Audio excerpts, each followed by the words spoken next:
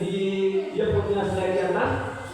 Untuk jurus 1 kendali potensi, poin A, aktivitas asesmen menggunakan aplikasi.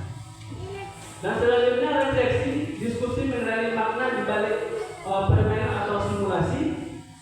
Dan selanjutnya yaitu konsep kecerdasan majemuk atau multi intelligence. Poin selanjutnya yaitu gaya belajar, learning style. Selanjutnya pengenalan minat dan bakat. Dan selanjutnya terampil menerapkan asesmen sederhana untuk mengakomodasi diferensiasi potensi, minat dan bakat murid dalam pembelajaran dan implementasi SKS. Dan selanjutnya mengidentifikasi potensi bakat, minat dan gaya belajar murid melalui pendekatan pedagogik. Selanjutnya menginterpretasi hasil asesmen untuk pengembangan karir murid. Selanjutnya mengintegrasikan data asesmen ke dalam layanan bimbingan dan konseling. Untuk selanjutnya aplikasi. Praktik bimbingan membuat rencana karir sesuai dengan kecenderungan kecerdasan majemuk. Jadi saya ambil poinnya dari beberapa poin ini. Jadi untuk guru BK itu bukan hanya dia punya peran penting untuk mengenali potensi siswa. Jadi guru non BK juga dia mengenali potensi siswa. Mengenai apa? Dia punya aktivitas asesmen, refleksi dan konsep dan aplikasi. Jadi yang saya sudah share di grup mungkin sudah masuk ya, Bapak Ibu. Yang tadi untuk linknya tadi, Bapak Ibu bisa langsung buka saja, dia punya linknya itu untuk kenali potensi. Ya, bisa Bapak Ibu bisa langsung buka tadi yang saya sudah kirim melalui grup SMP atau SMA. Mungkin misalnya sudah kirim juga untuk linknya tadi.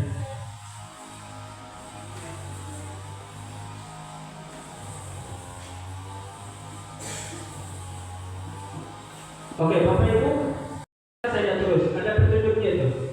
Lalu setelah itu mulai sekarang.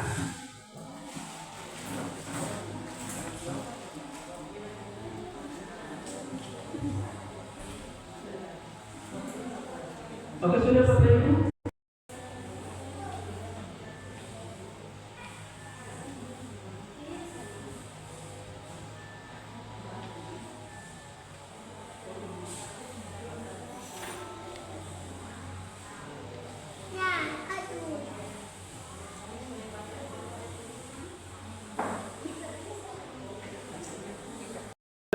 Langsung dari 10 soal itu sudah selesai jawab, langsung 3 klik lagi selanjutnya.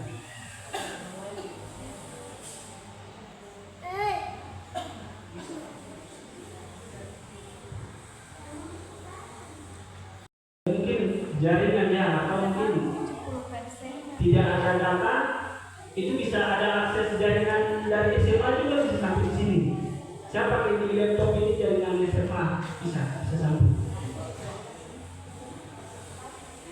Ya mungkin Bapak Ibu guru SMA sudah ada, mungkin yang Bapak Ibu guru dari SMP mungkin bisa masuk di itu di wifi-nya SMA. Itu jangan main klik saja Bapak Ibu ya, itu harus dibaca. Nanti ada presentasinya di belakang. Bapak Ibu, jangan malas baca, saya klik saja. Klik ini ya nanti hasilnya juga keluar.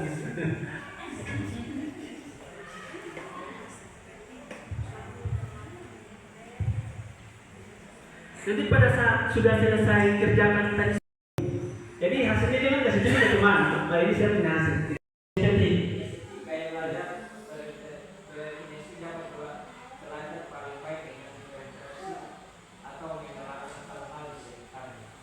oh itu Pak Hedi punya cara gaya belajar, hasilnya langsung ketahuan. Oh Pak Hedi dia punya gaya belajar, belajarnya itu seperti yang nilainya tadi. Sedangkan ya sama dengan Pak Hedi. Oh berarti Pak Hedi, gaya belajar Pak Hedi dengan gaya belajar Ibu Tia ini sama. Ya bukan sama dalam arti. Tapi dari hasil asesmennya, dari hasil penilaian dari yang diisi, itu betul-betul menunjukkan bahwa hasil gaya belajarnya itu. Kecuali Bapak Ibu yang mengklik tadi. Nah itu tidak mengetahui Bapak Ibu sebenarnya di posisi mana dan belajar apa. Ya, jadi untuk hasil asesmen atau untuk diri dari Bapak Ibu Itu untuk dia baca menunjukkan bahwa dia punya gaya belajarnya seperti itu. Gaya belajar itu dia harus bertahan terus untuk bisa paham materi yang disampaikan oleh guru yang bersangkutan. Jadi Bapak Ibu juga harus tahu itu, harus memahami siswa juga. Anak ini punya gaya belajarnya seperti apa. Dia menghajar saja. Contohnya maaf ya, guru matematika 1 kali 1 ini nanti dikerjakan. Begitu dia gaya belajar seperti itu. Oke, hajar seperti itu saja. Tidak bisa lagi. Harus mengetahui siswa ini punya gaya belajar ini supaya bagaimana Bapak Ibu bisa kasih tugas atau apa seperti apa supaya dia cepat paham. Jangan samakan gaya belajar siswa itu semua sama. Tidak Bapak Ibu. Salah. Itu salah sekali. Kalau Bapak Ibu pemikiran seperti itu salah.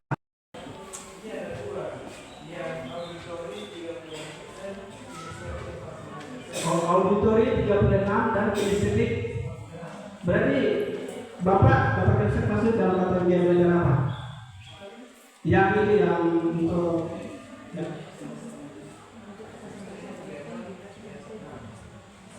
Empat enam. Iya, berarti Bapak konsep sudah tahu bahwa Bapak konsep punya gaya belajarnya seperti apa. Ya, itu hasilnya langsung keluar, Bapak Ibu. Bukan kita mengada-ngada bahwa masa klik begini saja atau tutup mata saja langsung klik hasilnya. Saya belajarnya begini, ya saya tahu, sudah bisa. Itu berdasarkan apa yang Bapak Ibu baca di situ. Makanya dari hasil apa untuk sampai saat saja.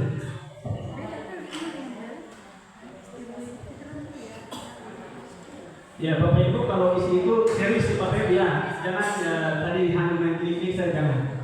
Supaya bagaimana dari hasil Bapak Ibu baca tadi itu betul-betul bahwa Bapak Ibu kerja mengetahui hasilnya seperti apa itu hasilnya dari Bapak Ibu baca. Jadi saya harap jangan Bapak Ibu bosan dalam mengklik ini apa, ini tidak penting, saya mengklik saja tidak usah. Jangan.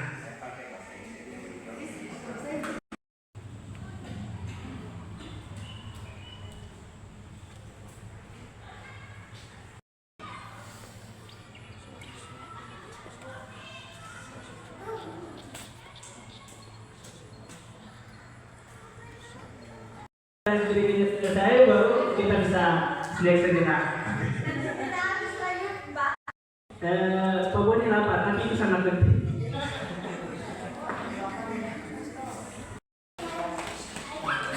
Oke, terima kasih teman. Semangat, moga Bapak Ibu seperti apa? Ya. Tapi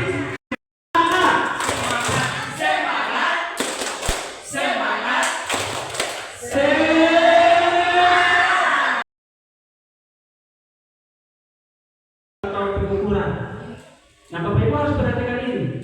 Dari hasil asesmen tadi ini, tabel ini penting untuk dilihat. Nanti bisa diimplementasikan di sekolah Bapak Ibu atau di kelas. Oke. Dari komponen pertama ini urgensi asesmen, dia punya deskripsi itu mendeteksi kesengajaan antara potensi aktual dan potensi optimal siswa. Jadi harus tahu dulu ini, Bapak Ibu. Komponen urgensi asesmen deskripsinya ini harus dipahami dulu. Dia punya pengertian.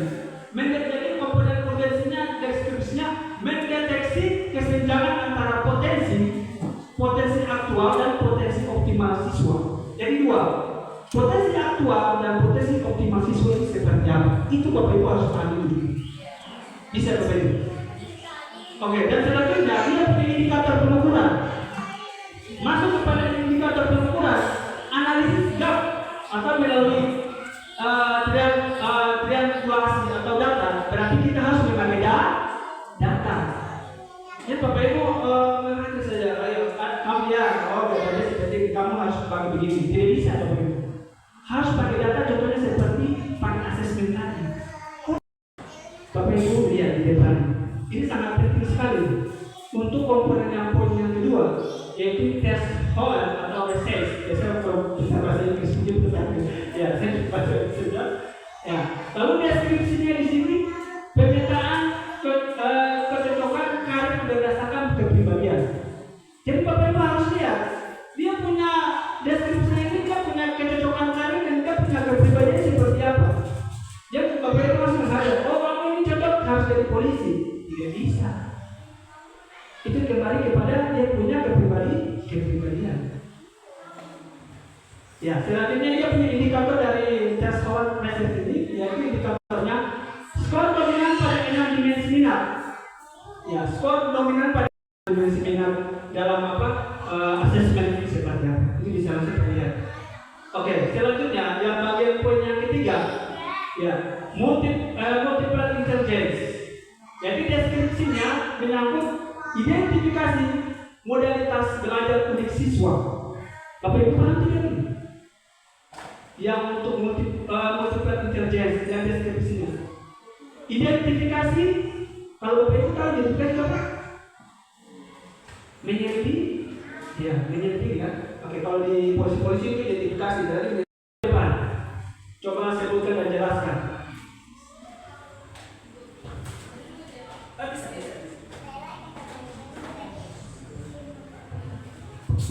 Oke, terima kasih. Ada 3 gaya belajar. Yang pertama adalah visual artinya melihat. Kalau ada lagi auditorial, artinya dia mendengar. Kalau kinestetik itu artinya dia melakukan. Jadi ada 3 gaya belajar, baik itu pada peserta didik maupun kita sebagai orang dewasa. Terima kasih Pak, itu saja yang dapat saya sampaikan. Oke, terima kasih Ibu. Berikan aplaus dulu. Oke, apa yang Di sini saya tertarik sekali dengan guru harusnya memang melakukan asesmen sebelum memulai pembelajaran. Jadi kita tahu benar peserta didik kita itu mempunyai gaya belajar seperti apa, sehingga kita bisa memberikan sesuai apa yang mereka butuhkan. Ini jadi pertanyaan. Ketika dalam satu ruangan itu kan bervariasi. Dalam satu ruangan itu kita punya anak-anak tidak kinestetik semua, tidak auditorik semua, baru tidak visual semua. Pasti di dalam satu kelas itu ada, ketiganya ada bercampur. Ketika kita melakukan asesmen, tentunya itu tidak merata. Misalkan mungkin yang kinestetik lebih banyak daripada yang visual ataupun auditorik gitu. Yang jadi pertanyaan saya Pak, untuk melakukan proses pembelajaran itu, misalkan ini kan kinestetik dia melakukan atau dia cenderung untuk melakukan eksperimen. Sedangkan kalau visual dia lebih suka mendengar, auditory dia suka melihat kayak ditampilkan gambarnya dan sebagainya seperti itu. Di dalam kita punya sekolah itu kan terbatasnya sarana. Kita salah atau mungkin dibenarkan, apalagi kita cari pembenaran atau bagaimana kita memberi asupan kepada mereka sehingga 3 gaya belajar yang dimiliki oleh siswa itu bisa tercakupi. Kalau saya di dalam kelas itu kan biasa, ini kan kalau ditampilkan video itu kan mereka ada yang melihat, ada yang mendengar dan melakukan. Kan tidak setiap hari kita bisa menampilkan video. Artinya ada hal-hal yang memang emergensi baru kita tampilkan video. Seperti yang kadang kita lakukan video pembelajaran dan lain sebagainya. Tapi kan pada kegiatan-kegiatan biasa yang kita lakukan setiap hari kan kita tidak menampilkan video atau kita memberikan contoh-contoh yang lain. Yang menjadi pertanyaan saya Pak, bagaimana kita bisa memenuhi ketiga gaya belajar pada siswa itu secara menyeluruh seperti itu? Apakah ada contoh-contoh lain yang bisa kita terapkan di dalam pembelajaran sehingga ketiganya bisa terpenuhi? Itu saja Pak, terima kasih. Oke, berikan hapus dulu untuk ini. Masih tidak ada hapus? Oke, terima kasih Ibu. Tadi Ibu menanyakan langsung pada kenyataannya ini. Ya, kenyataannya di sekolah, di SMA. Untuk menyambut 3 gaya belajar ini. Jadi itu sebenarnya kalau saya, maksudnya saya tidak menghubungi guru, saya juga masih kurang juga untuk memahami ini juga, tapi ini cuma saya bantu menjawab saja. Itu mungkin dikembalikan ke masing-masing guru. Ya, dikembalikan ke masing-masing guru. Kalau saya tidak tahu mungkin bapak guru atau bapak guru lain itu beda-beda pendapat begitu. Jadi kalau untuk 3 gaya belajar ini, kalau bapak ibu mungkin. Kemudian saya pergi ke salah satu sekolah SMP, saya jalankan angket itu untuk kuesioner untuk siswa isi. Dari kuesioner itu saya lihat mana yang lebih menonjol. Nah, ternyata gaya belajar siswa itu lebih banyak ke kinestetik. waktu saya ujian skripsi, ada dosen yang bertanya, nah ini kan gaya belajar siswa kinestetik, artinya lebih banyak dari kelas itu lebih banyak yang menjurus ke kinestetik. Tapi bukan berarti kita harus abaikan yang visual dengan auditori. Bagaimana supaya tiga ini kita rangkumkan. Nah, kemudian kita di daerah pedalaman tidak mungkin kayak begini. Kita tidak bisa harus pakai slide terus untuk siswa yang bisa melihat, atau auditori untuk mereka yang harus memutar musik untuk mendengar. Jadi yang sederhana yang bisa kita lakukan, ketika kita mengajar, ada siswa yang biasanya mungkin kita lihat dia tidur di kelas, tapi itu sebenarnya dia tidak tidur, dia sementara mendengar. Itu auditori, dia menggunakan auditori pendengarannya untuk mendengar. Atau ada siswa yang ketika kita sementara jelaskan, dia harus ada approach supaya bagus sekali. Mungkin untuk kasih masukan dari pertanyaan yang pertama, bahwa belum tentu kita menilai siswa itu dari dia cuma begini. Kita menjustice guru bahwa anak ini di dalam kelas yang tidur.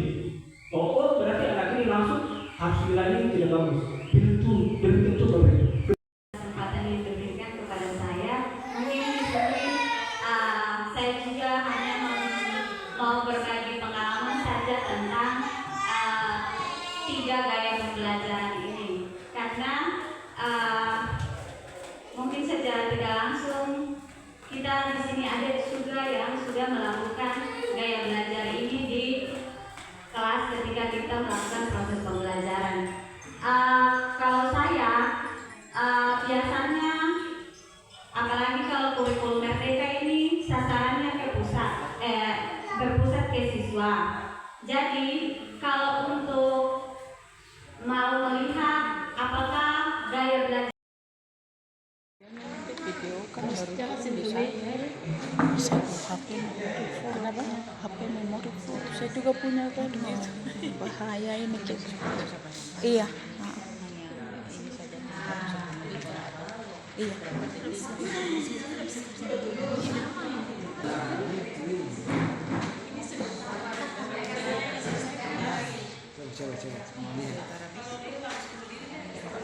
Ini ada 2,7 mak. Itu mesin sabitnya.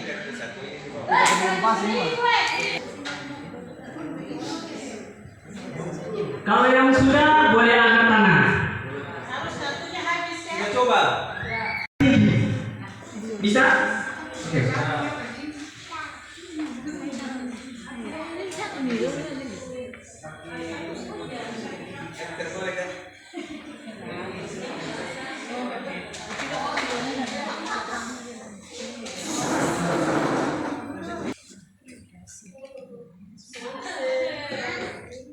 Ya, kan di situ dibuatlah poin ketiga, buatlah menara setinggi dan sekuat mungkin agar bisa menjadi pemenangnya. Jadi harus poin ketiga ini yang Anda fokus. Enggak, maksudnya 2 ini begini loh. Tidak. Kakak Harus lebar. Dia harus ke atas.